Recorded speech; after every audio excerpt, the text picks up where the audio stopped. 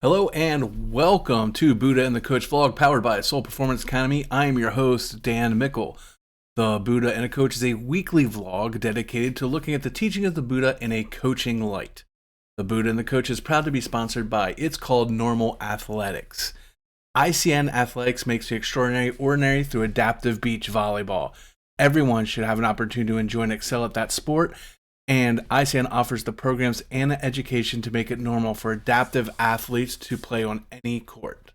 Help them make the beach volleyball court a place for everybody.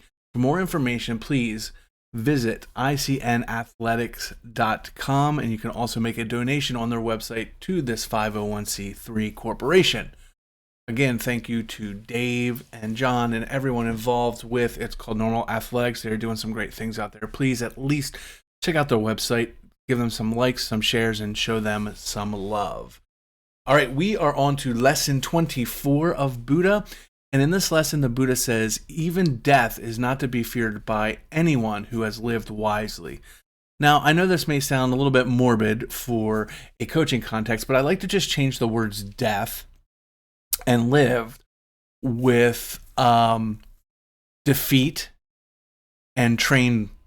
So even defeat is not to be feared by one who has trained wisely. And I think this is where we incorporate that into what we're talking about. And I think this is really a good lesson.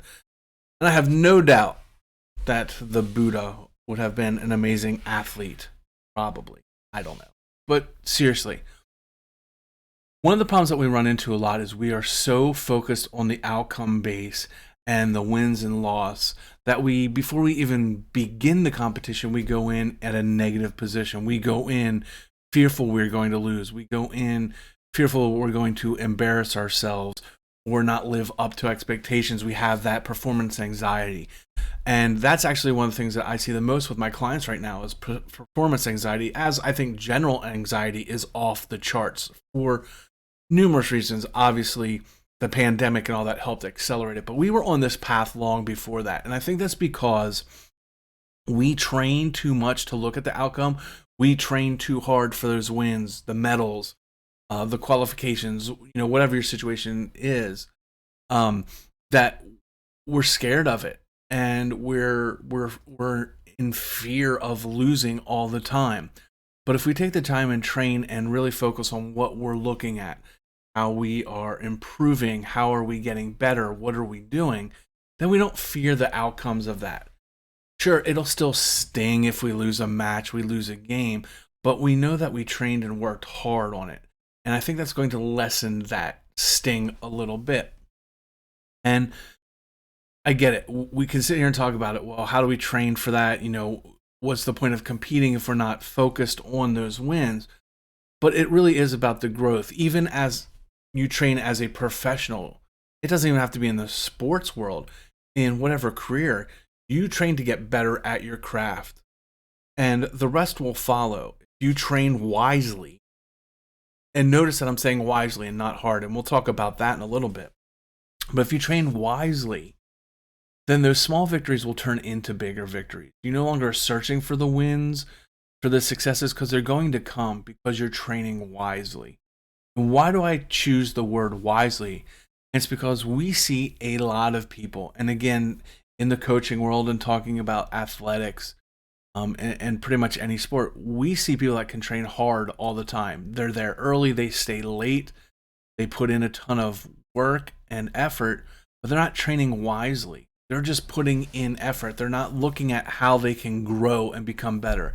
They think because I show up and put in the sweat equity that's going to translate into better performance.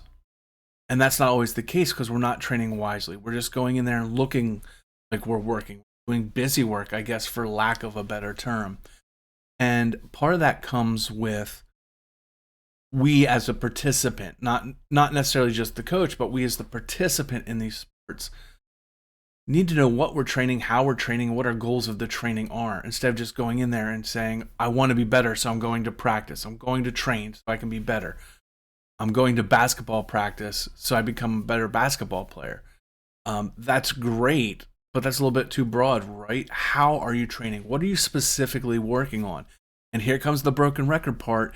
if you're not journaling and writing it down, how do you know you're getting better? How do you know you're improving?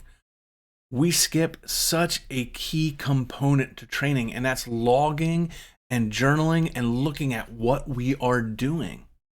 And that's where it comes to those who train wisely, and this saying of the Buddha for me. That's how we train wisely.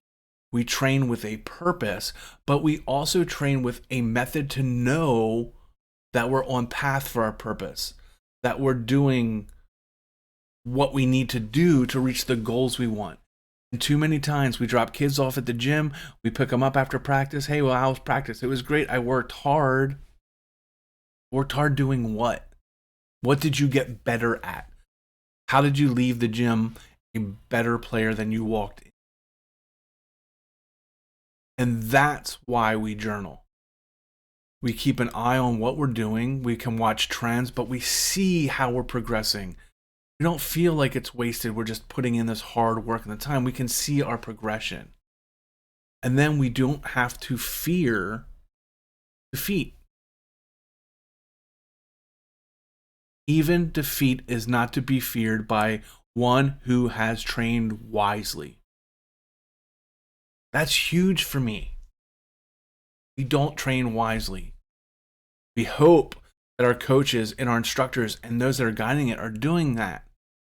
But we can still help, and we still can keep an eye on it, and we can still do better by monitoring how we train.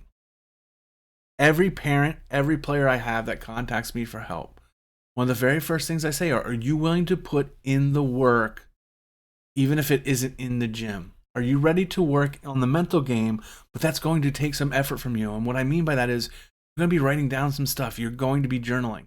If you're not ready to commit to the journaling aspect, I can't help you. Because I can't hope and I can't wish. I need a way for us to track and watch what we're doing. And that's why successful performers and athletes and business people do that. That's why they put it. It's not just about time management. It's about seeing where we're at, gauging where we're at, where we need to work. Sometimes we take steps backwards. Sometimes we have a bad practice. We have a bad competition. And we're so quick to think that you didn't work hard or you were doing something incorrectly. Sometimes they just happen. But when we continually journal and monitor what we're doing and we see it go up and up and up on the chart, we have those quick dips. We know that we're still in a better place than we were a month ago. Sure, it may hurt. It may feel like we're taking a step backwards, but it's probably a very small step backwards. And we're still trending upwards. But if we're not monitoring that or tracking, how do we know? We have to fight that critic in our head that's telling us we're no good, telling us that we don't belong there. And we do that by having proof. And the proof is in our journal when we say, this is how I'm training. I'm going to make these free throws. I'm going to make this serve. I'm going to hit this run. Because I've practiced for the last 3 weeks at this skill. I've put the work in, and I should expect success at this skill. I'm not going to wish for it because I know I've put the work in. Have it in front of me. I can see I did the work. So coaches and parents, that's what I'm begging you. If your player is struggling, even if they're not struggling, if they're just not doing it, get them to journal. Give them 5-10 minutes before practice. Give them 5-10 minutes after practice to journal, to write down what they felt they did well, what they did, what they're feeling emotionally. Because how they feel emotionally in that moment affects how they're training in that moment. And if they recall it days later, they may not have that emotion. So it may not seem like a big deal to them, but in the moment it was. That's how we train wisely. And when we train wisely, we don't have to fear defeat. Will defeats and losses come? Absolutely. But it won't be because you weren't prepared. It may be just the other team, the other person, your opponent is better than you at this moment. Now you have a gauge. You don't have to guess that you're getting beaten because you weren't prepared or working hard. You're getting beaten because they're better and you have to work to get better. You're not guessing what you did right or you did wrong. You know, I'll end with this part too. A lot of times I get calls from parents that my kid is a second string, they're a bench player. They work so hard. They go in and they work. They put the extra time in. They go to extra reps, extra practices. And my 2 points that are one, what are they doing in those extra reps, those extra practices? They're just going into work? Because that's not good. They need to be focused. You need to monitor it. The other part is we also then assume that the people they're trying to beat out aren't working hard, that they aren't getting better. If your child or you are working hard, chances are the starters or the people in front of you are also working hard. So you may not overcome that gap right away. It may take a while. But again, journaling and watching that is what can and will help you. So let's focus. Coaches, my goal is, how are you helping your players train wisely so that they don't fear defeat? And that's the lesson. Lesson 24, the Buddha originally is, even death is not to be feared by one who has lived wisely. And as the coaching side of it, I'm saying even defeat is not to be feared by those who have trained wisely. That's what we need to look at. Are we training wisely? Are we just going into the gym, doing stuff, hoping it gets better, putting in sweat equity, but for no reason, towards no goal, both as a team and individually? So that's what we need to look at. Let's start to focus on how we train wisely, individually and as a team. All right. I will see you all next week. Remember, you can always reach out to me across all social media at Real Dan Mickle. Please visit our sponsor, Soul Performance Academy, at 717 Soul, and it's called Normal Athletics, icnathletics.com.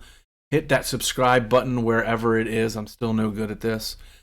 Hit the like, hit the share. Let's have a conversation. Coaches, I would love to hear from you. How do you make sure that your team is training wisely? What do you have in place that works? Maybe we can help each other out, get some common practices and see. But I would love to hear more content, more thoughts. So let's talk about it. Peace, much love, don't suck. And remember, one day or day one, it's your choice of which way that is. See y'all next week for lesson 25.